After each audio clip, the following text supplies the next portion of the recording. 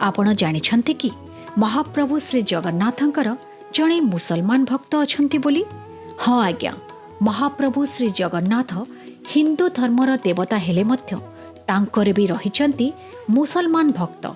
आमे कहूचु भक्त साल बेगंक कथा, जी कि मोगल सुबेदार लाल बेगंक पुत्र थिले। जगन्नाथंक परम भक्त साल बेगंक पई श्री जगन्नाथंक रथ दिने अटकी जाइथिला। जेउ स्थान रे रथ अटकी जाइथिला सेही स्थान एबे भी अछि एवं सेही स्थान रे साल बेगंक समाधि मध्य रहिछि। महाप्रभु श्री जगन्नाथंक बाहुड़ा यात्रा समय रे नंदीघोष रथ एही स्थान रे किछि समय अटकी जिबार परंपरा रहिछि। सेइथिपाई तो महाप्रभु श्री जगन्नाथंक कुहा जाए सर्वधर्म समन्वयर देवता।